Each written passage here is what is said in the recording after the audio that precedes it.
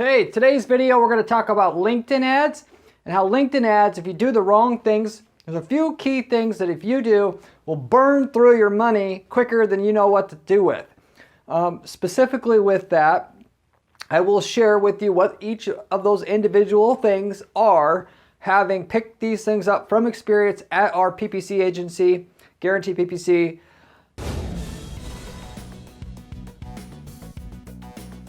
Having played around with stuff and constantly testing and pushing the barriers of what LinkedIn can do. I will be able to give you some quick things to avoid, but I'm also going to be able to give you direct information on how to actually make LinkedIn ads work, given most people just simply don't understand the beast, if you will, of what LinkedIn actually is and how it actually is its own thing and works a certain way and should be different in terms of how you strategize it than, let's say, a Facebook, which LinkedIn's kind of try to be like Facebook, but they operate very differently. So I'll tell you how to make a bunch of money if you're trying to sell to businesses on LinkedIn, as well as an additional bonus part of this video. So with all that said, let's get right into the content. LinkedIn ads are actually great, so don't get me wrong. They're absolutely fantastic. If you are in the right market, mainly any business-to-business market, it can work. Particularly for targeting, what they call key accounts, where you're trying to that $1 million deal that you can get with a company.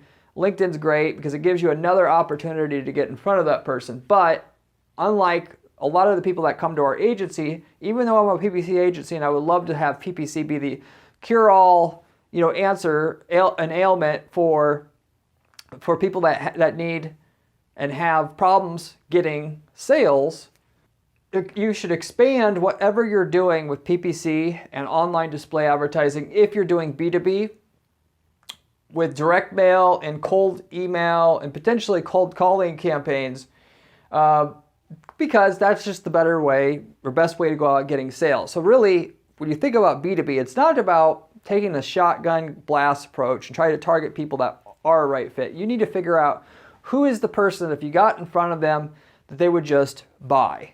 And then once you've gotten that, you take the omni-channel marketing approach. You attack them, go after them on every possible channel you can. You call them, you email them, you send them a letter in the mail, and don't laugh about the letter part. We're working with people regularly doing direct mail, and it crushes it because nobody else is doing it. It's not like PPC. Now everybody wants to do PPC. It wasn't. So that's competitive, where nobody's doing direct mail. As it comes to getting abnormal returns with marketing, you do the stuff that everybody else forgot about because that's underpriced at that point. At least from the perspective of when somebody sees a pitch from something in a channel or medium that they're not used to seeing it in, they pay attention to it more. And therefore it gives you, even though the price is on it, the price of a stamp hasn't changed, the response you get from it's 10 times what it was in 1998 because people have forgotten about it. So anyway, you find out a list of people that could buy your product. Maybe it's a list of architects that could buy your home. You have a home beautification product, and you want all the architects out there in the country to know about your product so they can refer it to their clients and whatnot. Maybe this is what you're trying to do. You could do what PPC is really great for is you test a certain offer and all that and market.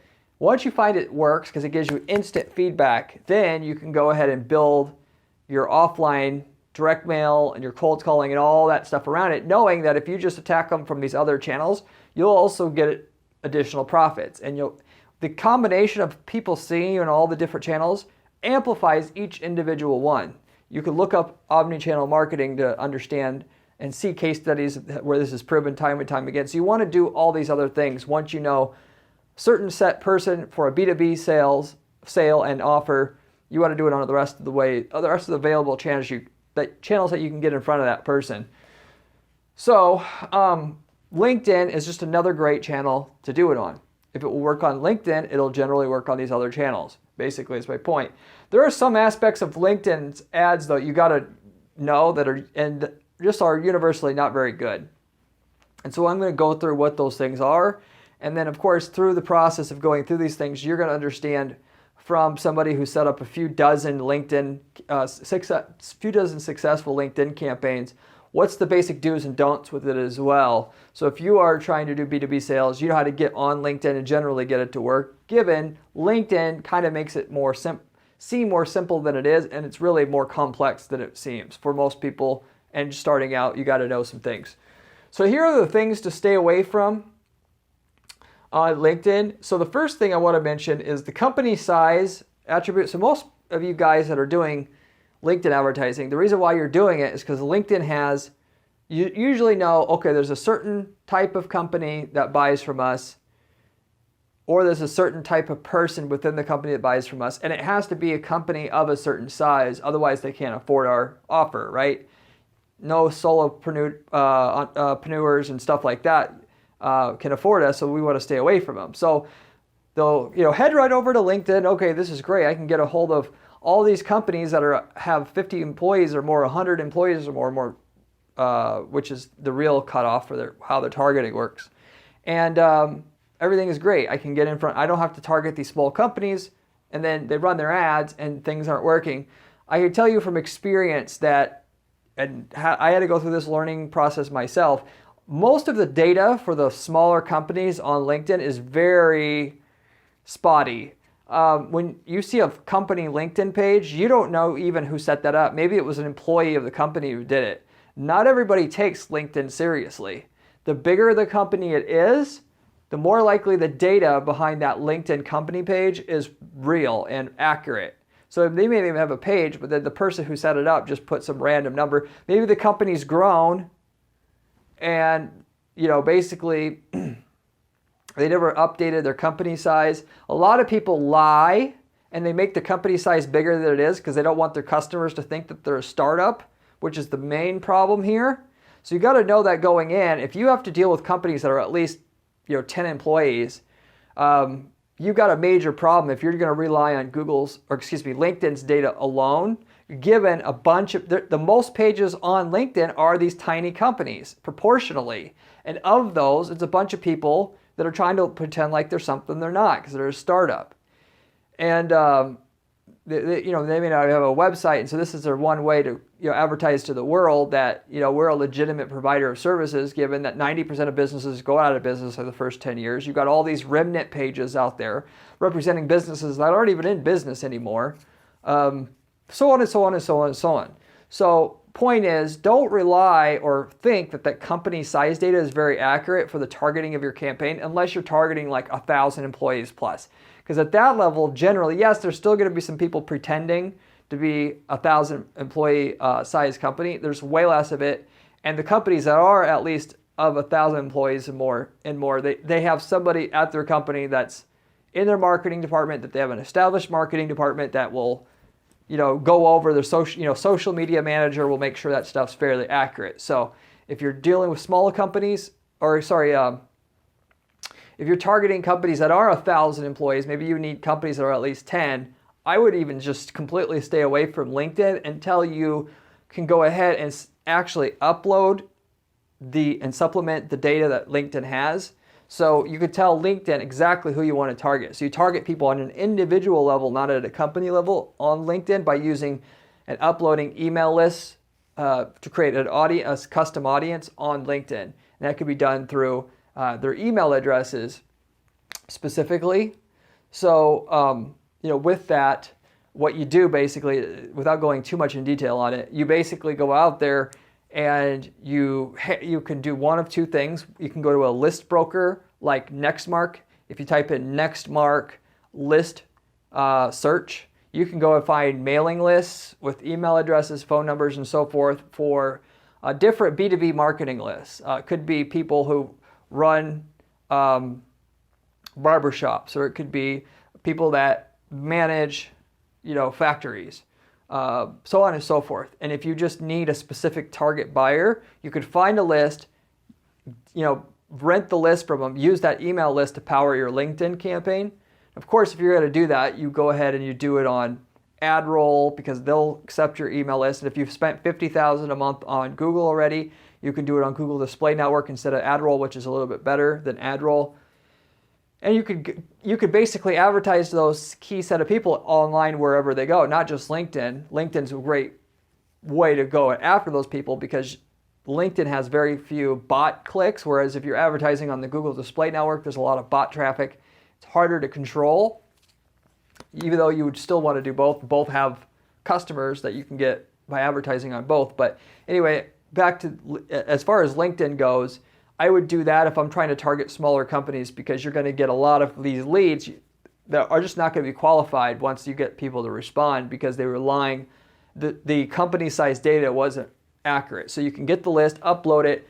You can also build an email list manually. You can go ahead and you can use something called an email permutation generator. We go Google that. There's free ones online where you could, if you know the person's first and last name, you can first have to find the name of the person at the company you want to target. Once you have that, you go to the email permutation generator, and it'll generate a bunch of possible permutations of what that person's personal email address might be. And then you go test email that company, even though this is borderline not ethical, but you say, hey, I need to get a hold of blah, blah, blah, because I want to put an order in or whatever. And if it bounces back, then it's not good. If it doesn't bounce, then you got the email. And then you could use that email to go to LinkedIn, and then you have a targeted person at a company that has the right company size. And to know a company, what size of company, how many employees they have, how much revenue they have. One way you can do that is go to Melissa Data. We use that here for our own firm, and you can pay for that information there.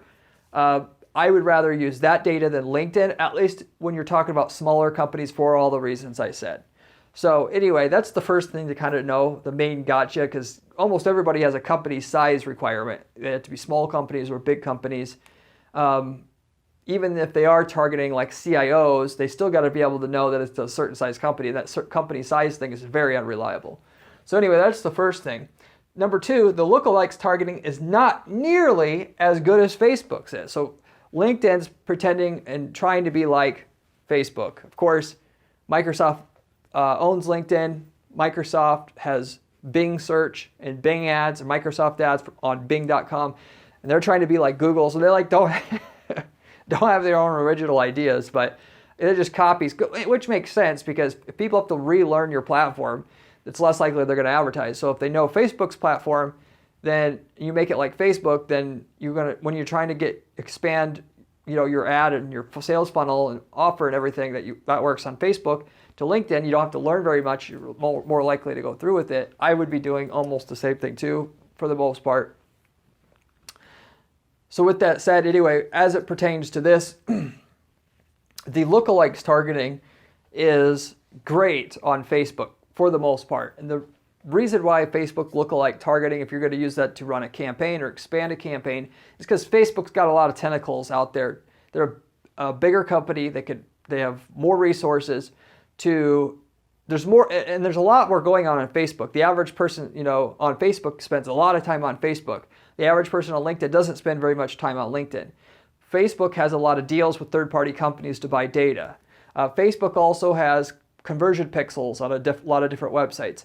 Facebook also has like buttons that are on a bunch of different websites. So they have way more data resources than LinkedIn has, and knows therefore much less about their users. So when you do a lookalikes campaign on LinkedIn, they're not going to be able to tell people that are similar to the people you're already targeting very accurately, because they don't know very much about the people that you're already targeting already.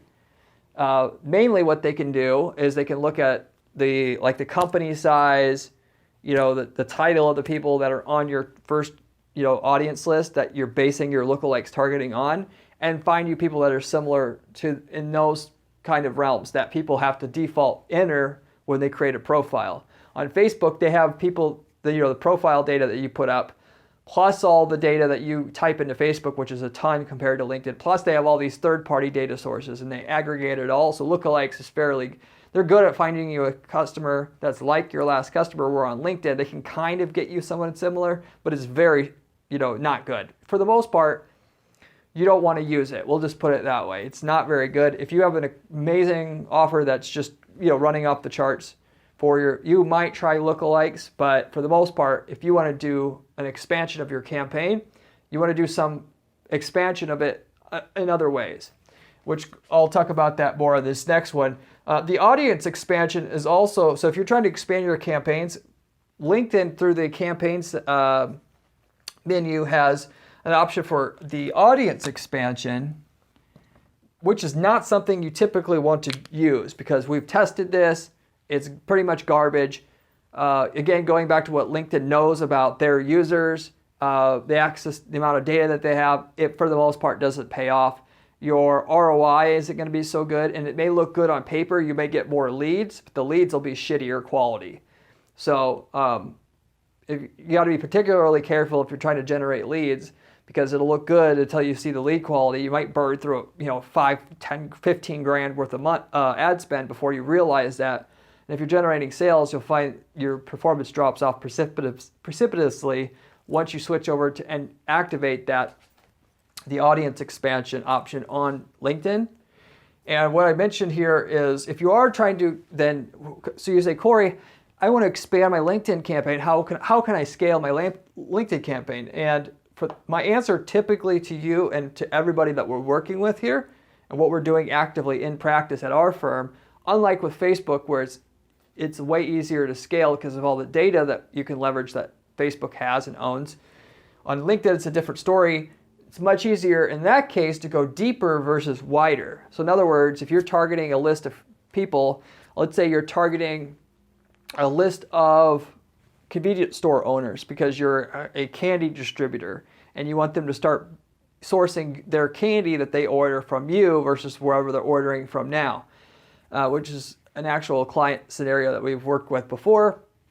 In that scenario, let's say you were targeting all the businesses out there.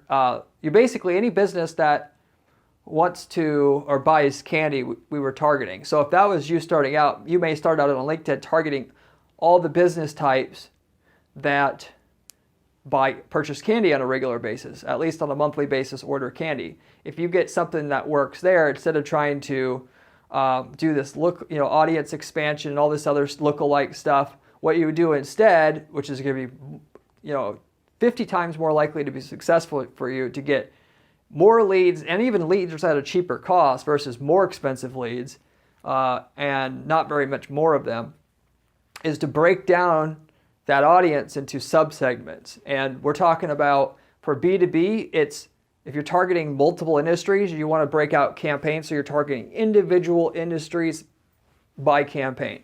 So in the example I gave you with the convenience store example, we had a campaign that just targeted the convenience stores by themselves.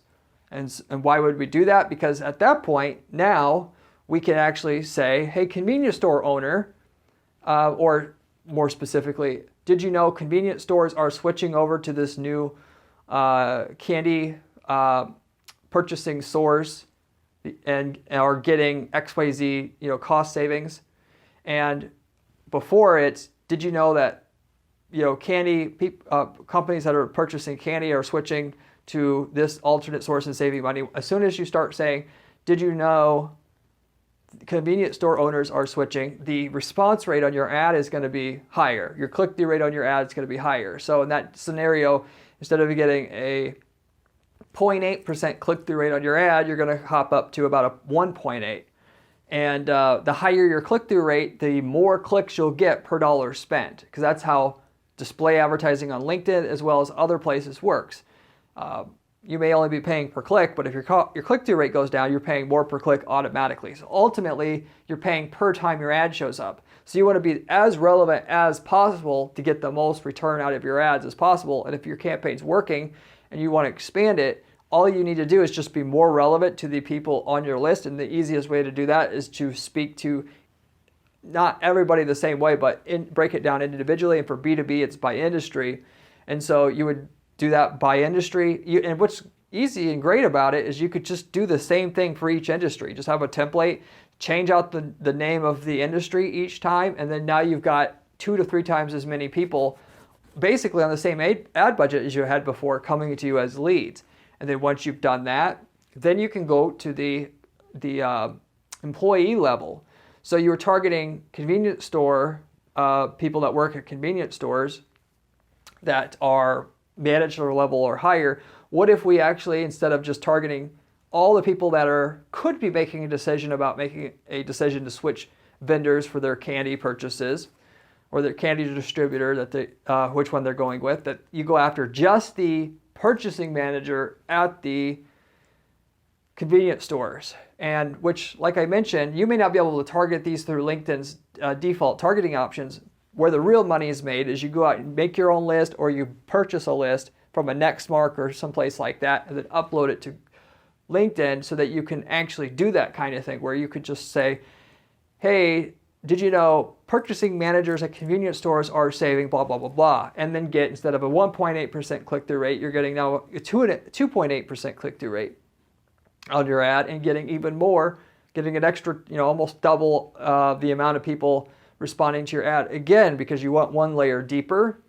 And so that's what I mean by going deeper versus wider. You go deeper, deeper, deeper.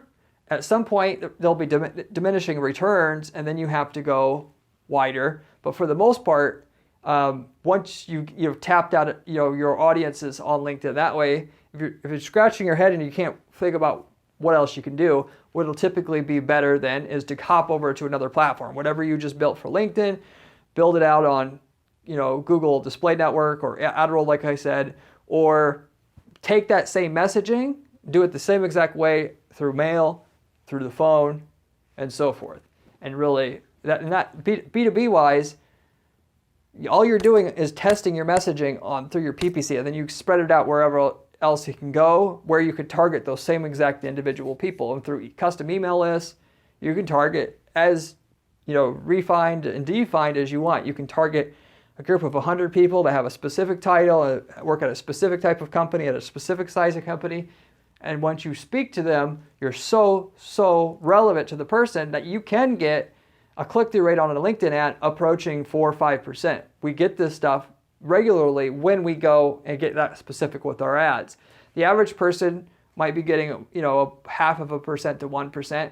I'm telling you up front that if you aren't getting at least 2% on your ads, you're not going deep enough. And if reality is, if you go a little bit deeper, you can get it up to 4 or 5%.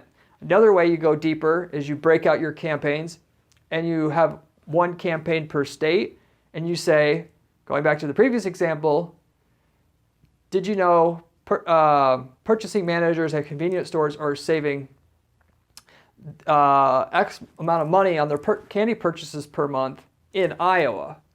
Of course, and that person that sees it, all the purchasing managers from convenience stores in Iowa will get that specific ad, and then you're, instead of 3% click-through rate, now you got 4 to 5%. And so you get my point. And there's plenty of people out there that will tell you, oh, that's not the way to do it, because LinkedIn can't optimize your ads, but you have so many different ad groups. It's the same thing with Facebook. But at the same time, I call bullshit on that.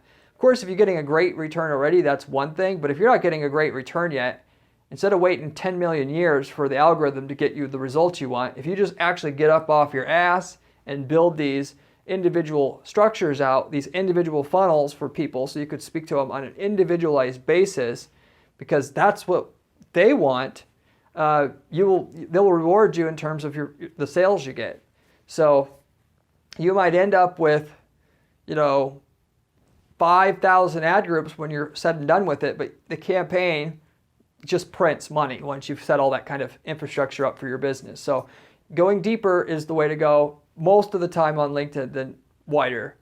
If you've got something that's already working, or if it's close to working, deeper versus wider is the better way to go, because if you go deeper, you almost universally always will get a better return. I mean, it's basically, I'll just say always. It's close enough to always that you'll always get a better return going deeper, versus trying to go and find another audience that works. That's harder than just doing the formula I said, where you're going to get a better return. So if you're halfway to your ROI goal or cost per lead goal, just go deeper, you'll get there, versus abandoning it and then now try to find another audience. And it's really hard to go broad and find an audience that gets you the return you want without going deeper, because that's, that people want to be spoken to on an individualized basis. That's what gets people's attention. As people see ads on the LinkedIn newsfeed, they're deciding, is this an ad? Or, if they think it's an ad, they skip right over it. That's how people's brains are trained to work. And you got to do something spectacular to be able to get that person's attention. That's why only 0.5% of people usually click on the average person's ad, and we can get 4% of people to click on it. It's a whole different story. Most of the people, once they see it's an ad, if it doesn't even look interesting, they're not going to waste their time reading it. If it looks interesting, some of the people who see your ad will actually read it. Most of the people won't, which is why you can only get a 4% click-through rate even if you do all this stuff. And the ones that do, you better be damn interesting. Otherwise, you're not going to get a shot. There's too many other distractions for them. And if it doesn't look interesting, they just scroll and they get to see more stuff. Oh, maybe the next thing will be interesting. So anyway, I think I made my point on that. For number 4 here, to lower costs, you should vary the targeting and copy, not the bid. So now, of course, you can do through LinkedIn. Again, LinkedIn's copying Facebook. You can do maximize clicks, or you can do cost cap, which you could put a target cost per action on your campaign, or you could do manual bidding as well. And just like basically Facebook is now, so since they copied their formula now in terms of setting up your bidding and your bidding strategy. So with that, going back to what I was just saying before, you may be tempted, if you don't get the return you want, to just put I want a target cost per conversion of X, or target cost per lead of X, and I want the LinkedIn algorithm to find it for me. And I said before that LinkedIn doesn't have near the data, therefore they don't have near the ability to just optimize your campaign for you and find you the cost per lead you want. Facebook does a pretty good job of that. If you just let your lookalikes targeting campaign go for long enough, eventually your return will come up. With LinkedIn, you're either be waiting a long ass time or it just won't happen. For the most part, you shouldn't count on it to happen. If you're way off of your goal, it's not like Facebook where you can just you can target cost per conversion and then let the algorithm do its thing.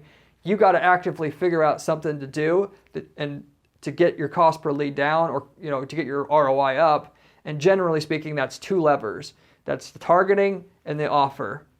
And with the targeting, like I said, I just gave you plenty of examples how you can just narrow down your targeting, how you come up with custom lists that are going to be more effective through Nextmark, through a company like Nextmark, or hand building a list and then uploading it to LinkedIn, and not just using their very broad targeting options that they have by default. Sometimes we can get by with using LinkedIn's targeting options if we're targeting big companies and we just need a CTO at companies of 1,000 employees or more. Then we don't need email lists. Most campaigns we run, they're all powered by email lists because that's what we need to make it work. I'd say 80 to 90% of them, that's the case. So you could change the targeting, then the copy, of course, along with changing the targeting, you change the copy. You don't just change the targeting and then try to say the same thing to to the person that you were saying to the previous group of people. And if you did, and your ad would work regardless of what targeting you use, you got to really reconsider, are you actually being specific enough with your targeting to begin with to be effective? And so, but along with the copy, or what you put on or your offer on your ad, copy/offer, along with that, there's something to be said about deciding what the actual offer is. So you can be more specific if your targeting is more specific to get people's attention at a higher rate, and then therefore maximize the ROI in your campaigns.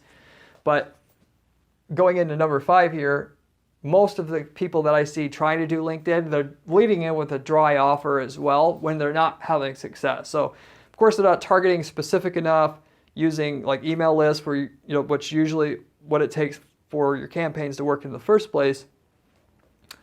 They'll have an offer like they'll be offering a accounting service or something like that and advertising that, and nobody gives a shit about your advertising service. So if you come to, we want to target, we want to get clients for our accounting service that are over a certain size and all that, and if we go to them and say we have an awesome service with great reviews and all that, nobody gives a shit.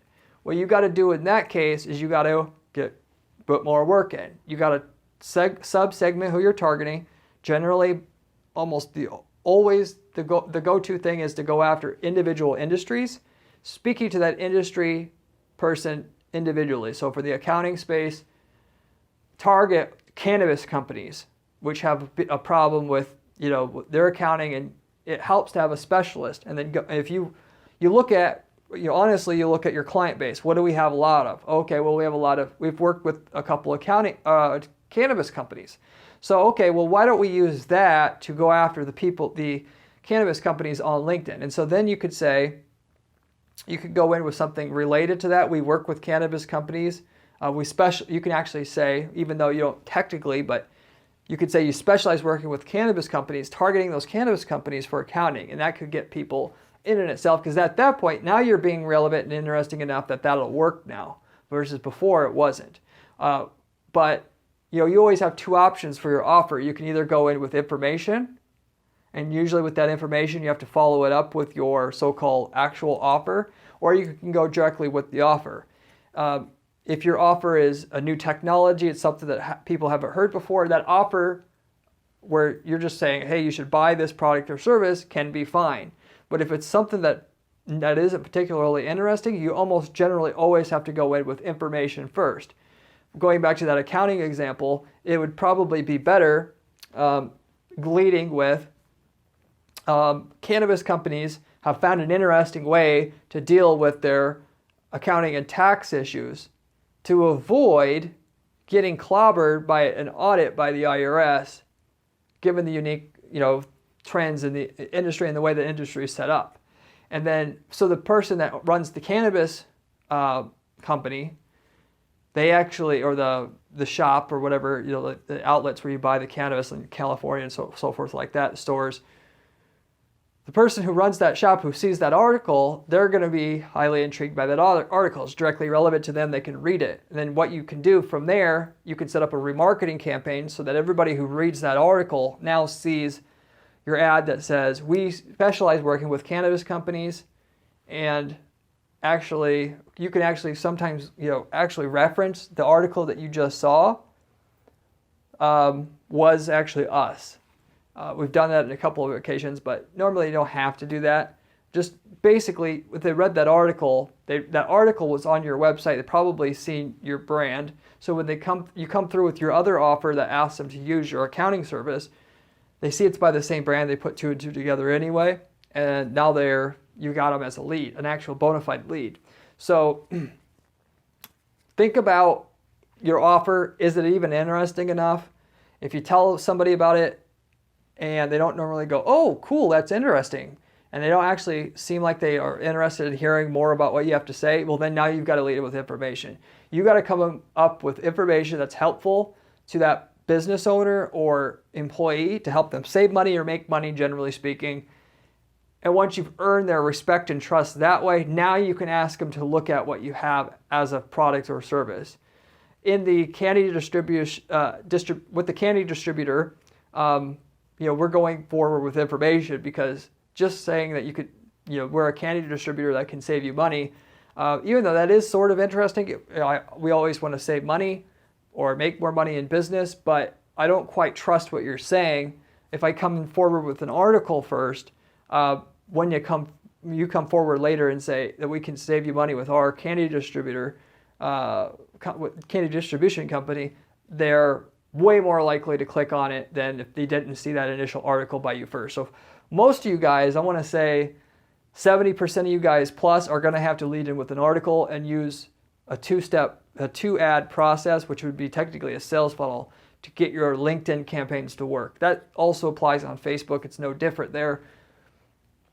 But that's what you want to do, or any other display advertising that you do online where you're targeting the same people. And you could also extend that to cold calling, direct mail.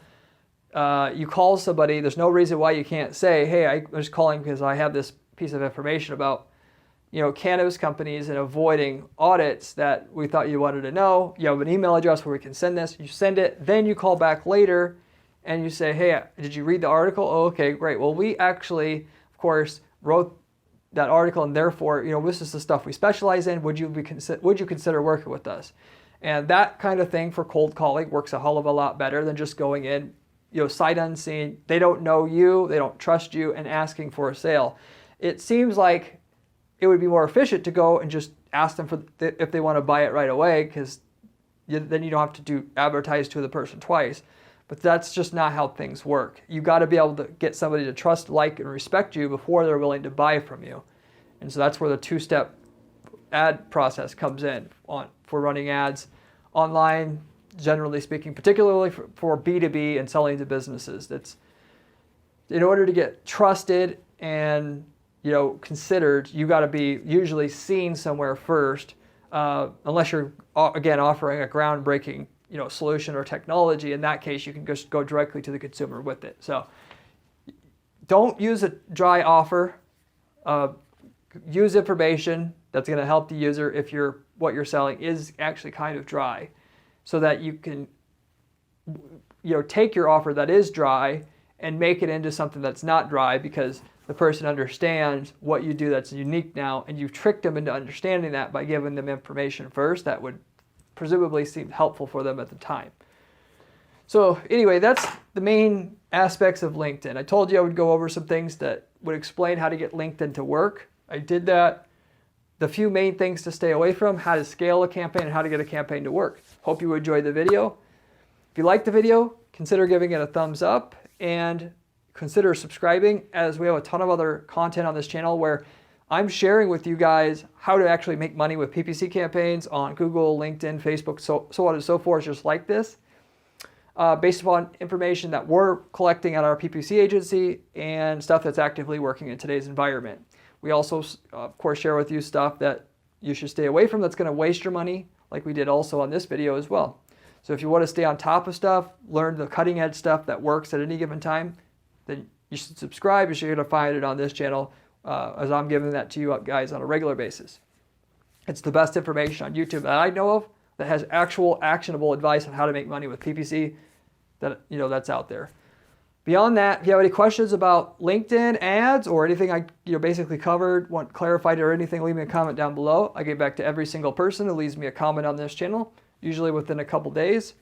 I wanted to also just say I also have a blog at guaranteedppc.com/blog with step-by-step instructions on how I build stuff like these LinkedIn campaigns to guarantee our clients results at our firm.